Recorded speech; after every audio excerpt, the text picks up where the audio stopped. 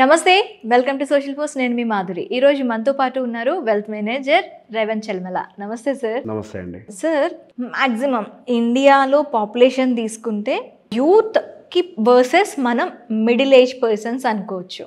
అంటే 40 to 55 years వాళ్ళు ఎక్కువగా, అంటే మనకి యూత్ ఎంత ఉన్నారో వీళ్ళు ప్రొపోర్షనేట్గా ఉన్నారు.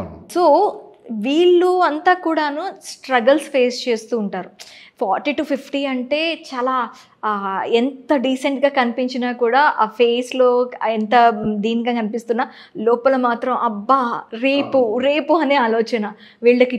First of all family burdens, పిల్లలు, తర్వాత వాళ్ళ మీద డిపెండ్ అయ్యే పేరెంట్స్, ఆ తర్వాత వాళ్ళ ఫ్యూచర్ ఆలోచనలు, ఇల్లు, ఒక లగ్జరీ లైఫ్ లీడ్ చేయాలి అనుకోవటం, ఇలాంటి అన్ని క్రైసిస్ కూడాను ఆ 40 to 55% వాళ్ళకి చాలా ఎక్కువగా ఉంటాయి. ఇక్కడ ప్లాన్ చేసుకోకపోతే నెక్స్ట్ ఫ్యూచర్ వాళ్ళకి కంప్లీట్ క్వశ్చన్ మార్క్ ఉంటుంది ఆఫ్టర్ రిటైర్మెంట్.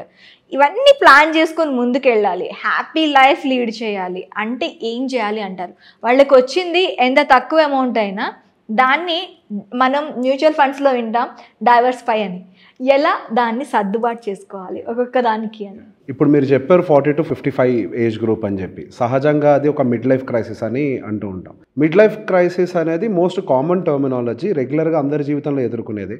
గతంలో కూడా ఎదుర్కొన్న సందర్భాలు ఎంతోమందికి ఉంటాయి, కానీ ఇప్పటి నుంచి ఎదుర్కోబోయే వాళ్ళ పరిస్థితులు మరింత దారుణంగా ఉండే అవకాశాలు ఉంటాయి.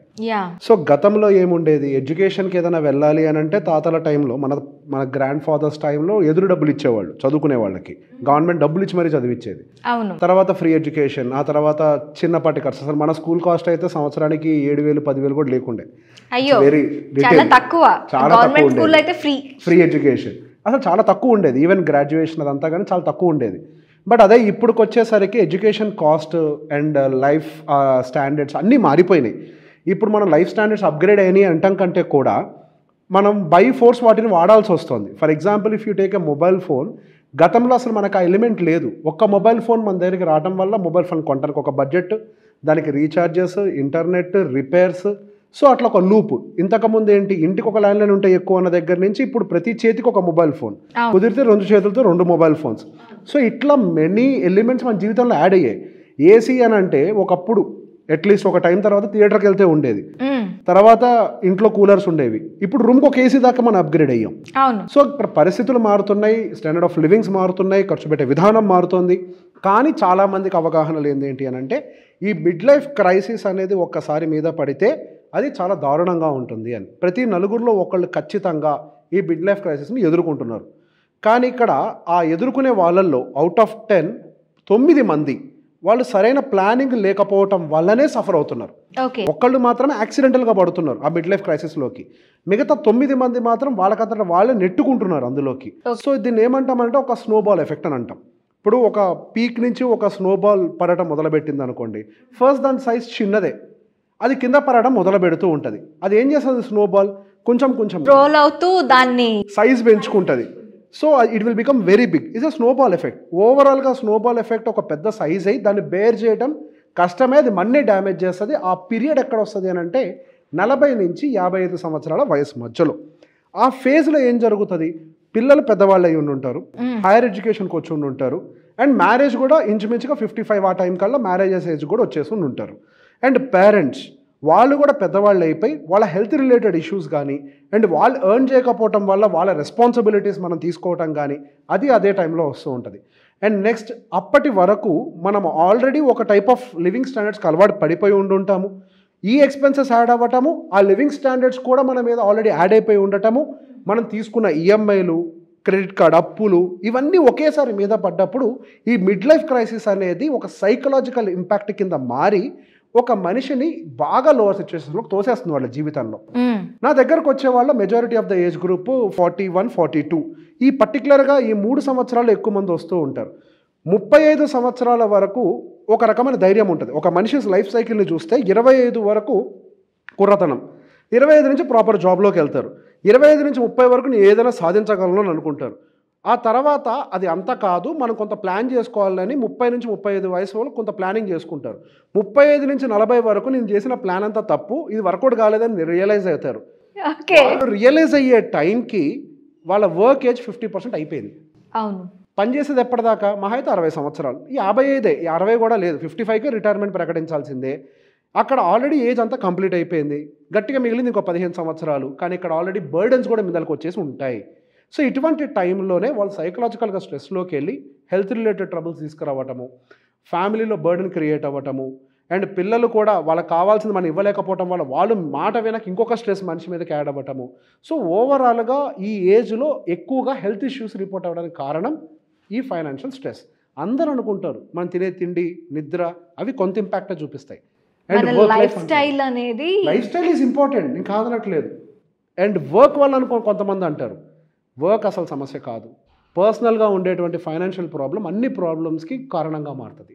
అది స్టేబుల్గా ఉందనుకోండి, ఫైనాన్షియల్ ప్రాబ్లం లేకుండా ఒక మనిషికి మిగతావన్నీ కూడా ఆడుతూ పాడుతూ చేయగలుగుతాడు, వర్క్ని ఎంజాయ్ చేయగలుగుతాడు. ఎప్పుడైతే ఫైనాన్షియల్ ట్రబుల్ ఉంటుందో అప్పుడు పేచెక్ టు పేచెక్ అని ఒక లైఫ్లో ఇరుక్కుపోయి స్ట్రగుల్ అవుతూ ఉంటాడు. సో దీనికి ఫస్ట్ అసలు ఇంత దూరం వాళ్ళు రావడానికి గల కారణం ఏంటి అని అంటే, రీసెంట్గా ఎర్లీ ఏజెస్లో ఇల్లు కొనాలి అని ఒక ప్రెషర్ మనుషుల మీద బిల్డ్ అవ్వటం. అవును, అది పియర్ ప్రెషర్ అయి ఉండొచ్చు, చుట్టుపక్కల వాళ్ళ క్రియేట్ ప్రెషర్ అయి ఉండొచ్చు, లేకపోతే అందరూ కొంటున్నారు కదా నేను కూడా కొనుక్కుంటే బాగుంటుంది అని ఒక దాంతో ఎర్లీ ఏజెస్లో వయసుకు మించిన భారాన్ని తలకి ఎక్కించుకోవటం. సో ఏముందిలే ఈఎంఐ కట్టుకుంటూ పోతే ఒక టైంకి క్లియర్ అవుద్ది అని మన మనసుకి అనిపించినప్పటికీ మనకు అర్థం కాని విషయం ఏంటి అని అంటే, మనం ఈ లైఫ్ అంతా ఈఎంఐ కట్టుకోవడంలో గడిపేస్తాము. నిజంగా పిల్లల భవిష్యత్తుకు అవసరమైన సమయం వచ్చినప్పుడు మనం వాళ్ళకి కావాల్సిన కార్పస్తో రెడీగా ఉండము. అప్పుడు వాళ్ళ భవిష్యత్తుని మనం చదివించడం కోసం ఇదే ఇల్లు అమ్మాల్సిన పరిస్థితులకు నెట్టబడతాము అనేది అప్పుడు రియలైజ్ కాదు. చాలామంది ఆస్తులు ఉన్నప్పటికీ పిల్లల చదువుల విషయంలో కాంప్రమైజ్ అయిపోయి బతుకుతున్న వాళ్ళు ఎంతోమంది. అవును, దానికి గల కారణం ఏంటి? వాళ్ళు తీసుకెళ్ళి ఎర్లీ ఏజెస్లో రియల్ ఎస్టేట్లో అన్నసరిగా పెట్టుబడి పెట్టడం. ఎప్పుడైనా సరే ఎర్లీ ఏజెస్లో పెద్ద పెద్ద కమిట్మెంట్స్ పెట్టుకోకుండా మనం దాన్ని ప్లాన్ చేసుకోవాలి. ఇల్లు ఎర్లీ ఏజ్లో కొనడం వల్ల ఏమొస్తుంది? ఇల్లు ఉంటుంది, ఇల్లు ఒక్కటే మీకు అన్నం పెట్టుద్దా? లేదు. ఇల్లు పిల్లలకు చదువులు చెప్పిస్తుందా? మరి ముందు చేయించాల్సింది ఏంటి? మనం అవాయిడ్ చేయలేని విషయాన్ని మనం చేయాలి. మనం అవాయిడ్ చేయగలిగిన దాన్ని కొంత టైం ఫ్రేమ్ వరకు అవాయిడ్ చేసిన ఇల్లు అనేది ఒక 50 సంవత్సరాల వయసులో కూడా కొనుక్కోగలుగుతాం. సో లైఫ్లో ఎప్పుడైనా మనం 2 కేటగిరీస్ రాసుకోవాలి. Which cannot be postpone, which cannot be avoided. పిల్లల చదువులు అవాయిడ్ చేయలేం, పోస్ట్ పోన్ రెండు కుదరదు. హెల్త్ రిలేటెడ్ ఇష్యూస్ అవాయిడ్ చేయలేం, పోస్ట్ పోన్ చేయలేం. పిల్లల మ్యారేజెస్ అవాయిడ్ పోస్ట్ పోన్ చేయలేం. మన రిటైర్మెంట్ అవాయిడ్ చేయలేం, పోస్ట్ పోన్ చేయలేం. అవాయిడ్ చేయగలిగింది ఏంటి? ఇల్లు, car, luxury life. We can avoid or at least we can postpone proper stability వచ్చేదాకా. ఎర్లీ ఏజెస్లో which cannot be avoided and which cannot be post phone అన్న వాటిని ఐడెంటిఫై చేసి అట్లాంటి వాటిలో పెట్టుబడి పెట్టడం అనేది చాలా అవసరం. రెండోది, పిల్లల మధ్యలో పెద్దగా గ్యాప్ లేకపోవటం. 2 పిల్లలు ఉన్నారనుకోండి, ఒకటే పిల్లలు అంటే ఏ ప్రాబ్లం లేదు. 2 పిల్లలు వెంటనే ఉన్నారనుకోండి, ఇప్పుడున్న కండిషన్స్ 2 పిల్లలు వెంటనే అవుతున్న పరిస్థితులు కూడా ఉన్నాయి. ఎందుకు? లేట్ కిడ్స్, వాళ్ళకి ఇంకా ఏజ్ ఉండదు. లేట్ కిడ్స్ని ప్లాన్ చేసుకోవడం వల్ల గ్యాప్ అనేది తక్కువ ఉండటం వల్ల బర్డన్స్ అనేవి ఇమీడియట్గా వస్తున్నాయి. ఒక 3-4 ఇయర్స్ గ్యాప్ కూడా మెయింటైన్ చేయకపోవడం వల్ల పెద్ద ఖర్చులు అనేవి ఒకేసారి మీద పట్టడంతో వాళ్ళు ఏం చేస్తారు? వాళ్ళ దగ్గర ఉన్నటువంటి క్రెడిట్ కార్డ్స్ని ఎక్సెసివ్గా వాడడం మొదలుపెట్టారు. Excessive use of credit cards. ఇదేమైంది? ఒక లూప్ అయింది. వాళ్ళకి తెలియకుండా ఆ క్రెడిట్ కార్డ్స్ని ఎక్కువగా వాడేసి ఆ క్రెడిట్ కార్డ్స్ని క్లియర్ చేయలేక వాటిని మళ్ళీ ఒక ఈఎంఐలో కన్వర్ట్ చేసి, ఇక్కడ ఆల్రెడీ వాళ్ళకి ఖర్చు పెట్టడానికి డబ్బులు లేకనే క్రెడిట్ కార్డు వాడారు, మళ్ళీ ఈఎంఐ కన్వర్ట్ చేసి ఆ డబ్బులు ఎక్కడి నుంచి కడతారు? ఇప్పుడు క్రెడిట్ కార్డు వాడుతున్నాము అని అంటే మనం ఏమనుకుంటాం? మన జేబులో ఒక కార్డు ఉంది, అది మన సొంతం అని అనుకుంటాం. కానీ మనం ఒక విషయం అర్థం చేసుకోవాల్సింది ఏంటంటే, ఆ క్రెడిట్ కార్డు ఈరోజు మనం స్వైప్ చేస్తున్నాము అని అంటే మనం భవిష్యత్తు శాలరీని ఈరోజే ఖర్చు పెడుతున్నాము అని. ఆ విషయాన్ని గుర్తుపెట్టుకోకుండా ముందుగానే బర్డెన్స్ని పెంచేసుకొని ఒక లూప్లోకి పిల్లలు బాధ్యతలు ఒకేసారి రావటము, క్రెడిట్ కార్డ్ని ఎక్సెసివ్గా వాడటము, ఇవన్నీ ఒక లూప్లోకి తీసుకెళ్ళిపోతుంది. అండ్ దాంతోపాటుగా ఒక బిహేవియర్, లోన్స్ వస్తున్నాయి కదా అని చెప్పేసి ర్యాండమ్గా, అంటే కాల్ వస్తుంది, మీకు ఇంట్రెస్ట్ ఫ్రీ లోన్ ఇస్తాము, మీకు ప్రీ అప్రూవ్డ్ ఉందని, ఆ లోన్ తీసేసుకొని నేను ఆ ప్రాపర్టీ కొంటాను, ఈ ప్రాపర్టీ కొంటాను, ల్యాండ్ కొంటాను, అది కొంటాను అని చెప్పి తీసుకొని కొనేస్తారు. ఈరోజు ల్యాండ్ కొంటారు సరే, రేపు దాని ఈఎంఐ ఎవరు కట్టాలి? మీరే కట్టాలి. మరి ఎక్కడి నుంచి కడతారు? ఈఎంఐ ఈరోజు కడతారు, ఎందుకంటే బాధ్యత లేదు. మీకు అవాయిడ్ చేయలేని బాధ్యతలు రేపు వస్తున్నాయా మీ జీవితంలోకి? అవును. సో ఎప్పుడైనా పర్సనల్ లోన్స్ తీసుకునేటప్పుడు మీ ఫ్యామిలీ ఎమర్జెన్సీ ఉంటే తప్పించి మీరు పర్సనల్ లోన్ తీసుకోకూడదు. ఒక ప్రాపర్టీ కొనడానికి మీరు లోన్ తీసుకుంటున్నారంటే you are not eligible to buy that property. Property దేంతో కొనాలి? సేవింగ్స్. మన దగ్గర ఉన్న సేవింగ్స్తో. అప్పుతో కొంటే అది ట్రాప్ అవుతుంది. అది వ్యాపారం ఎవరికి అవుతుంది? వాళ్ళకి, బ్యాంకు వాళ్ళకి అవుతుంది.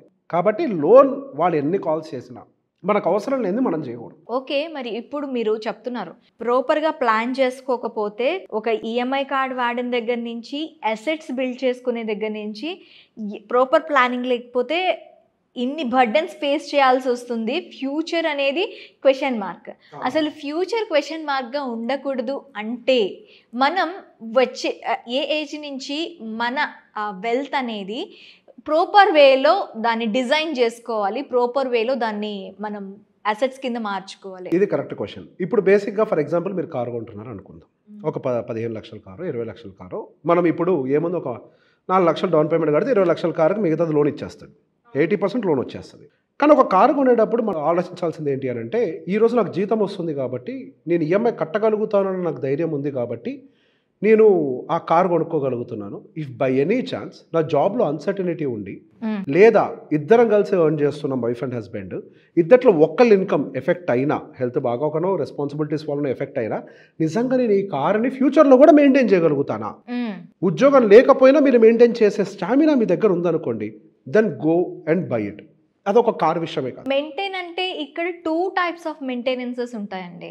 ఒకటి ఈఎంఐ పే చేయాలి, 2 కార్ కి సంబంధించి కార్ సర్వీస్, కార్ కి పెట్రోల్ వేయించటం కానీ ఇవన్నీ కూడా వస్తాయి. ఒక థింగ్ ని మెయింటైన్ చేయడానికి మనకి ఇందాక మీరు అన్నట్టు ఒక థింగ్ కొన్నాము అంటే దానికి ఒక లూప్ ఏర్పడిపోతుంది. సో దీన్ని కూడా ఎలా మేనేజ్ చేసుకోవాలి? సో ఎప్పుడైనా సరే మనము ఒక 2 years కి సరిపడా ఎమర్జెన్సీ ఫండ్ ఏర్పాటు చేయాలి. ఎమర్జెన్సీ ఫండ్ అంటే 3 months అని అంటారు. ఇప్పుడు 2 years కి సరిపడా ఎమర్జెన్సీ ఫండ్ ఎందుకు ఏర్పాటు చేయాలి అని అంటే, ఎప్పుడైతే ఎమర్జెన్సీ ఫండ్ 2 సంవత్సరాలకు సరిపడా మన దగ్గర ఉంటుందో, అసలు ఫస్ట్ 2 years ఎందుకు? ఫర్ ఎగ్జాంపుల్ ఒక ఐటీ కంపెనీలో కనుక లే ఆఫ్స్ మొదలైనవి అని అంటే, ఐటీ కంపెనీ అని కదా, ఐటీ ఇండస్ట్రీలో, ఇప్పుడు ఐటీ ఇండస్ట్రీలో లే ఆఫ్స్ మొదలైతే అదేమి 1 month 2 months తోటి పోదు. It might go for 1 year or 2 years also. And ఎప్పుడైతే మన దగ్గర దానికి సరిపడా ఫండ్ నెక్స్ట్ 2 yearsకి బతకడానికి సరిపడా మన దగ్గర ఉండదో, అప్పుడు మన మెంటల్ కండిషన్ అనేది స్టేబుల్గా ఉండకుండా తప్పులు చేయడానికి ప్రోత్సహిస్తుంది. కంగారులో తీసుకునే నిర్ణయాలు, ఎమోషనల్ డెసిషన్స్, ఒక రాంగ్ జాబ్ని పిక్ చేయటము, బికాస్ మనకి ఇక్కడ ఈఎంఐ బర్డెన్స్ ఉన్నాయి. ఎప్పుడైతే మీకు 2 ఏళ్లకి సరిపడా కార్పస్ మీ బ్యాంక్ అకౌంట్, బ్యాంక్ అంటే సేవింగ్స్ అకౌంట్లో ఉండాల్సిన అవసరమేం లేదు. It could be FD or debt based mutual funds ఎక్కడైనా పెట్టుకొని ఉండొచ్చు. ఆ ఫండ్స్ మీ దగ్గర ఉంటాయో అప్పుడు మీరు డెసిషన్స్ ఫస్ట్ రాంగ్గా తీసుకోకుండా ఉండటానికి మీకు స్ట్రెంత్ దొరుకుతుంది. Money is strength. అది మీ దగ్గర ఉంటే, అది కాకుండా మీరు ఈఎంఐల రూపంలో మీరు పెట్టుకున్నారు అనుకోండి దాన్ని, అది మీకు వీక్నెస్గా మారి తప్పుడు నిర్ణయాలు తీసుకోవడానికి ప్రోత్సహిస్తుంది. సో సాధ్యమైనంత వరకు ఫస్ట్ ఒక 2 years ఫండ్ని రెడీ చేసుకోండి. 2 years కూడా జీతం లేకపోతే బతకలేని సిచ్యువేషన్లో మనం ఉన్నాము అని అంటే, అసలుగా మన ఈఎంఐలు తీసుకోవడానికి ఎలిజిబిలిటీ ఎక్కడి నుంచి వస్తుంది? మనము ఇప్పుడు సంపాదించేది బతకటం కోసం. బతకటానికి ఏర్పాటు చేయండి. ఎప్పుడైతే బతకడానికి సరిపడా డబ్బులు ఉంటాయో నిర్ణయాలు తప్పుడు పోకుండా ఉంటాయి. ఇది ఫస్ట్ స్టెప్. అండ్ దాంతోపాటుగా లివరేజ్ తీసుకోకుండా ఏదైనా ఇన్వెస్ట్మెంట్ చేయడానికి ట్రై చేయండి. ఇందాక నేను చెప్పినట్టుగా మీరు ఏదైనా పెట్టుబడి పెట్టాలి అని అంటే, ఇప్పుడు ఏదో ప్లాట్స్ కొనాలి అని అంటే ఇమీడియట్గా బ్యాంక్ దగ్గర ఎక్కడో చోటుకి వెళ్ళి లోన్ తీసుకొని మనం ప్లాట్లు కొంటూ ఉంటాం. అటువంటి లివరేజ్ సిస్టమ్ అనేది అలవాటు చేసుకోవద్దు. ఒక ఇన్వెస్ట్మెంట్ అనేది సేవింగ్స్తో చేయాలి, కానీ ఇంకొక అప్పుడు తీసుకొని మనం ఇన్వెస్ట్మెంట్ చేయకూడదు. మెజారిటీ ఆఫ్ ద టైమ్స్ మనం తీసుకున్న లివరేజ్ మనకి అగెన్స్ట్గా వెళ్ళడానికే ఛాన్సెస్ ఉంటాయి. అంటే అది పెరిగేదానికంటే మనం కట్టే వడ్డీ ఎక్కువ అవుతూ ఉంటుంది. కొన్నిసార్లు మనకి తెలియకుండానే బరువు బాధ్యతలు పెరగటం వల్ల అప్పు కట్టలేని సిచ్యువేషన్లోకి నెట్టబడి మనకి మనమే వెల్త్ని డిస్ట్రాయ్ చేసుకుంటాం. ఒక చిన్న ఎగ్జాంపుల్ చెప్తాను. వన్ ఆఫ్ ద క్లయింట్, ఒక ఆయన వచ్చి కలిసి వెళ్ళారు. ఎక్కడో మంచి ల్యాండ్ ప్రాపర్టీ దొరుకుతుంది కదా, అక్కడ మంచి ఇండివిజువల్ ల్యాండ్ తీసుకొని అక్కడ నేను మంచి ఇల్లు కట్టుకొని సెటిల్ అవుతానని చెప్పేసి పర్సనల్ లోన్ మరి తీసుకొని, హ్యాండ్ లోన్స్ అవి ఇవి తీసుకొని మరి అది కట్టాం. అనుకోకుండా ఆ ప్రాజెక్ట్ ఇష్యూస్లోకి వెళ్ళింది. ఆయన ఆ ఇష్యూని క్లియర్ చేయడం కోసం హైదరాబాద్ సిటీ మధ్యలో ఉండే సొంత ఇల్లు నమ్మి ఆయన అప్పుని క్లియర్ చేశాడు. ఇప్పుడు ఏం జరిగింది? ఆయన కొన్న ల్యాండ్ డిస్ప్యూట్లోకి వెళ్ళింది. ఆయన ఉండే ఇల్లును కూడా అమ్ముకొని అప్పుడు కట్టాల్సి వచ్చిన సిచ్యువేషన్కి వచ్చింది. So majority of the times మనం అనుకున్న దానికంటే వ్యతిరేకంగా వెళ్ళడానికి అవకాశాలు ఎక్కువగా ఉంటాయి. మనకు అనుకూలంగా వెళ్తే వస్తే గుప్పెడు వస్తుంది. మనకు కనుక వ్యతిరేకంగా జరిగింది అనుకోండి అదే సిచ్యువేషన్, మనం ఉండే ఇల్లును కూడా అమ్ముకునే సిచ్యువేషన్లో కూడా నెట్టబడతాం. ఇటువంటి సిచ్యువేషన్స్లోకి నెట్టబడకుండా ఉండాలి అని అంటే అప్పు తీసుకోకుండా పనిచేసే ప్రయత్నం చేయండి. లైఫ్ స్టైల్ని అప్గ్రేడ్ చేసే ముందు నేను ఇదే లైఫ్ స్టైల్ని నాకు జీతం రాకపోయినా సర్వైవ్ చేసుకోగలుగుతానా అని ఒక ప్రశ్న ఫస్ట్ మీ మైండ్లో ఉండాలి. జీతం వస్తేనే నేను ఇట్లా బతకగలుగుతాను అని అంటే అది మీ లైఫ్ స్టైల్ కాదు. అంటే మీరు దానికి తగ్గ లైఫ్ స్టైల్ మీరు కొనుక్కోవాలి. ఈ రోజు నేను మళ్ళీ ఫ్యూచర్ ఈఎంఐగా మారకూడదు కదా. ఇక్కడ పెద్ద ప్రాబ్లం ఏంటి అని అంటే మన లైఫ్ స్టైల్ డౌన్గ్రేడ్ చేయటం. ఇప్పుడు ఒకలాగా బతికాం, తర్వాత ఆదాయం ఆగిపోయింది, అప్పుడు ఏం చేయాల్సి వస్తుంది? We have to step down our life style. అంతకు మించిన పెయిన్ ఇంకొకటి ఉంటుంది ఆ ఫ్యామిలీకి. ఒకప్పుడు ఇలా బతికి ఈరోజు మన లైఫ్ స్టైల్ మనం స్టెప్ డౌన్ చేసామని అంటే అది ఇంకా పెద్ద పెయిన్గా మారుతుంది. ఆ పెయిన్ హెల్త్ని ఇంపాక్ట్ చేస్తుంది, కొత్త ప్రాబ్లమ్స్లోకి పుష్ చేస్తుంది. సో సాధ్యమైనంత వరకు when you are upgrading your lifestyle consider ఇది భవిష్యత్తులో నేను ఎఫోర్డ్ చేయగలుగుతానా లేదా. సాడ్ రియాలిటీ ఏంటి అంటే, ఒక 40 సంవత్సరాల వయసులో ఉన్నవాళ్ళు, వాళ్ళకి ఖర్చు నెలకు ₹1,00,000 అని అంటే, వాళ్ళు 60 సంవత్సరాల తర్వాత రిటైర్ అవుతున్నారని డిక్లేర్ చేసుకుంటే, ఒక 45 ఇయర్స్ ఏజ్ గ్రూప్ వాళ్ళు ఎవ్రీ మంత్ వాళ్ళ నెల ఖర్చు 1,00,000 అయితే ఇప్పుడు 1,00,000 సేవ్ చేస్తేనే వాళ్ళు నెక్స్ట్ రిటైర్మెంట్ లైఫ్ని ఎఫోర్డ్ చేయగలుగుతారు. మీరు ఆ 1,00,000 సేవ్ చేయకుండా ఇంకొక 10,000 ఖర్చును పెంచితే రేపన్న రోజు మీ నోట్లో నుంచి ముద్ద మీరే గుంజుకునే వాళ్ళు అవుతారు. So before increasing your life style first start investing for the future existing life style. At least ఈ రోజు ఉన్నదాన్ని కాపాడుకునే ప్రయత్నం చేయండి. అండ్ పియర్ కంపారిజన్ మనకు అనవసరం. ఈ రోజు మీరు ఏదో ₹1 అవతల వాడు చేశాడు కదా అని చెప్పేసి పెట్టుబడి పెడితే నాకు కూడా ఆ లైఫ్ స్టైల్ వస్తుంది కానీ పెట్టేస్తారు. ఒకటి గుర్తుపెట్టుకోండి, ఏ ఒక్క సమస్య వచ్చినా వాడు వచ్చి నీ ఈఎంఐ కట్టడు, వాడు 80% మిమ్మల్ని పట్టించుకోడు, మీరు ఎట్టిపోతారో వాడికి అనవసరం. At the same mind set మీరు మెయింటైన్ చేసుకోవాలి. వాడి గురించి నేను ఎటువంటి ఇన్వెస్ట్మెంట్స్ పెట్టద్దు, వాడిని కంపేర్ చేసుకుంటూ నేను ఏది అప్గ్రేడ్ చేసుకోవద్దు లైఫ్ స్టైల్లో. నా లైఫ్ నాకు ఇంపార్టెంట్. కంపారిజన్ వద్దు అంటారు. అది చాలా ప్రమాదకరం. 99% ఆఫ్ ద ప్రాబ్లమ్స్ నేను చూసింది కంపారిజన్ వల్ల వచ్చినవి. Try to avoid the comparison, that will heal everything. సాధ్యమైనంత వరకు save your money from the beginning. 25 సంవత్సరాల వయసు ఉన్నప్పటి నుంచే రిటైర్మెంట్ అన్నది ఒకటి మైండ్లో ఉండాలి. ఎందుకనంటే ఈ బాడీ పనిచేయగలిగేది కొన్ని సంవత్సరాలే, దీనికి ఒక ఎక్స్పైరీ డేట్ ఉంది. దానికంటే ముందు పనిచేయడం ఆగిపోతుంది. ఇన్ బిట్వీన్ మన జీవితంలో బాధ్యతలు అనే ఒక వలయం ఉంటుంది. ఆ బాధ్యతలు అనే వలయం ప్రాబ్లంగా మారకుండా ఉండాలి అని అంటే డే 1 నుంచే ప్లాన్ ఉండాలి. ఎప్పుడైతే ప్లానింగ్ ఉండదో అప్పుడే ఆ మనిషి ఓడిపోతాడు. ఇప్పుడు మీరు ఒక ఆర్గనైజేషన్లో పనిచేస్తున్నారు, ఏ ప్లాన్ లేకుండా ర్యాండమ్గా పనిచేస్తుంటుంది ఆర్గనైజేషన్? లేదు, ఒక ప్లానింగ్ ఉంటుంది కదా. వితౌట్ ప్లానింగ్ ఏది పనిచేయదు. మరి మనిషి జీవితం ప్లాన్ ఇట్. ప్లాన్ లేకుండా ఎగ్జిక్యూట్ చేయొద్దు. Life style upgrade is not wrong, without planning is wrong, without budgeting is wrong. Okay, ఇప్పుడు నా 20,000 శాలరీ తెచ్చుకుంటున్నాడు, ఆ 20,000 శాలరీని ఎలా డైవర్సిఫై చేయాలి అంటారు? ఇక్కడ స్టాండర్డ్గా కొన్ని రూల్స్ పిచ్చిగా చెప్తూ ఉంటారు, 50-30-20 అని. Yes, I want to break that rule. Why? Because there is no 50-30-20. ఎందుకంటే ఇక్కడ ఎడ్యుకేషన్, హెల్త్, వెల్త్, అసెట్స్ ఇన్ని రకాలుగా ఉంటుంది. ఇప్పుడు అసెట్స్ మీరు ఇందాక అన్నట్టు పీర్ కంపారిజన్ లేదు, అసెట్స్ ఎందుకు మీరు కొనుక్కోవాల్సిన అవసరం లేదు అన్నప్పటికీ కూడా assets is building the our future also. Future గురించి అసెట్స్ కూడా ఇంపార్టెంట్. ఇల్లు లేకపోవచ్చు కానీ అసెట్ అనేది మనీ రూపంలో బ్యాంక్ లో కూడా ఎఫ్డీస్ ఏదున్నా అసెట్. అదేంటంటే కంప్లీట్ గా మనం దాన్ని పట్టించుకొని అసెట్ గా మనకు ఉండిపోతుంది. సో ఈ 4 అనేవి ఇంపార్టెంట్. ఈ 50-30-20 రూల్ ఎప్పుడు పనిచేయదు. మనకి ఒక అసెట్ బిల్డింగ్ చేసుకోవాలి. ఈ కంప్లీట్ గా మనకు వచ్చి ఒక 20,000 రూపీస్ ఈ basic salary for the normal పీపుల్కి, ఒక 20,000 శాలరీ వచ్చిన వాళ్ళకి ఫ్యూచర్ ప్లాన్ చేసుకోవాలి అంటే మీరు ఏం చెప్తారు? ఎలా దాన్ని డైవర్సిఫై చేయాలి అంటారు? ఇక్కడ ఏముంటుంది అంటే, ఇక్కడ ఏదో ఒక ఫార్ములా ఉంటుంది అనుకుంటారు కానీ ఫస్ట్ మనం రియాలిటీని యాక్సెప్ట్ చేయాలి. నిజంగా హైదరాబాద్ లాంటి మహానగరంలో 20,000 రూపాయల జీతంతో ఒక మనిషి బతకడం సాధ్యమవుతుందా? ఇప్పుడు 20,000 రూపాయలు, నాకు 5,000 రూపాయలు రూమ్ తీసుకున్నా కానీ, కనీసం ఒక 5,000 రూపాయలు తినడానికి గ్రాసరీస్కి ఖర్చు పెట్టుకున్నా కానీ, నెలకు 3,000 రూపాయలు ట్రావెలింగ్కి ఖర్చు పెట్టుకున్నా కానీ, మిగతా బట్టలని చెప్పేసి, పిల్లలకు సంబంధించిన చదువులని చెప్పేసి మిగతా 7-8 వేల రూపాయల్లోనే దాచిపెట్టుకోవాలి. సో ఇక్కడ ప్రాక్టికల్గా మనకి ₹6 అంటే వచ్చేటువంటి ఆ చిన్నపాటి అమౌంట్లో మనం బతకడం అనేది సాధ్యం కాదు.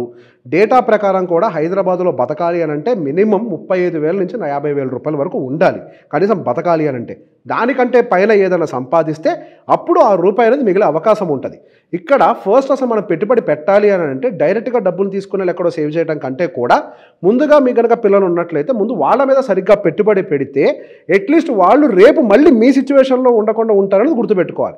చాలామంది ఏం చేస్తారు, పిల్లల మీద ఇంత ఫీజులు కట్టడం కంటే కూడా, అంటే నేను తీసుకెళ్ళి ఒక ₹1,00,000 స్కూల్లో వేయమని చెప్పట్లేదు, మినిమం క్వాలిటీ ఉండేటువంటి ఒక స్కూల్లో అట్లీస్ట్ మీరు వెయ్యగలిగితే భవిష్యత్తులో మీకు మళ్ళీ ఎక్కువ సంపాదించే అవకాశం దొరుకుతుందేమో కానీ పిల్లలకి మళ్ళీ ఒక క్వాలిటీ ఎడ్యుకేషన్ దొరికే అవకాశం ఉండదు. ఫౌండేషన్ కనుక స్ట్రాంగ్గా పడకపోతే ఎక్కువ ఇబ్బందులు పడే అవకాశం ఉంటుంది. అండ్ అలా అని చెప్పేసి పెద్ద జీతం వచ్చే వాళ్ళే సంపాదిస్తారా, వాళ్ళే సేవింగ్స్ చేయగలుగుతారని అంటే నెలకి 4 నుంచి 5 లక్షల రూపాయలు సంపాదించే వాళ్ళు ₹1 సేవింగ్స్ లేకుండా కోట్ల రూపాయల అప్పులతో ఉన్న వాళ్ళు నేను చూశాను. ఇళ్లలో పనిచేసుకునే వాళ్ళు 25 లక్షల రూపాయలు ఇన్వెస్ట్మెంట్లు పెట్టిన వాళ్ళని కూడా నేను చూశాను. 5 ఉన్నారు. సో బేసిక్గా ఇక్కడ మనమే తయారు చేసుకోవాలి. మన అవసరం ఏంటి, మనం గతంలో ఎటువంటి లైఫ్ స్టైల్లో ఉన్నాము, అంతకంటే డౌన్గ్రేడ్ చేసుకోలేము. సో ఆ లైఫ్ స్టైల్ మినిమం ఎఫర్ట్ చేయడానికి ఏంటి, లైఫ్ స్టైల్ని అప్గ్రేడ్ చేసుకోకుండా ఉన్న దాంట్లో సేవ్ చేసుకునే ప్రయత్నం ముందు చేయాలి. అండ్ వచ్చిన డబ్బులు తీసుకొని వెళ్ళి ఏదో రియల్ ఎస్టేట్లో ఇన్వెస్ట్ చేస్తాను అన్న దానికంటే కూడా ముందుగా liquid base assets like FDs, FDs కూడా ఎంతవరకు పెట్టాలి అని అంటే ఫస్ట్ మీ 1 year ఎక్స్పెన్సెస్కి సరిపడా డబ్బుల్ని మాత్రం ఎఫ్డీలో పెట్టుకొని ఆ తర్వాత 1 yearకి సరిపడేటువంటి ఫండ్స్ని తీసుకొని ఒక హైబ్రిడ్ లాంటి మ్యూచువల్ ఫండ్లో పెట్టుకొని తర్వాత పిల్లల భవిష్యత్తుకి ఏదైతే అవసరం ఉంటుందో దాన్ని తీసుకొని వెళ్ళి ప్రాపర్ ఈక్విటీ బేస్డ్ మ్యూచువల్ ఫండ్స్లో పెట్టుబడి పెట్టుకుంటే ఆ ఈక్విటీ మ్యూచువల్ ఫండ్స్ పిల్లల ఎడ్యుకేషన్ని సపోర్ట్ చేస్తాయి. ఈ 2 years కార్పస్ అనేది మీ జీవితంలో వచ్చేటువంటి ప్రతి ఒక్క ఎమర్జెన్సీ ఆర్ అన్సర్టనిటీకి సపోర్ట్ చేస్తూ ఉంటుంది. వీటన్నిటికంటే ముందు మీరు పెట్టుబడులు పెట్టకపోయినా పర్లేదు కానీ ముందు హెల్త్ ఇన్సూరెన్స్ తీసుకోవాలి. అది లేకుండా మీరు ఏం చేసినా కానీ అది వృధా. ఒక్క హెల్త్ చాలు. మెజారిటీ ఆఫ్ ద ఫ్యామిలీస్ రోడ్డున పట్టడానికి కారణం ఒక్క హెల్త్ ఇష్యూ.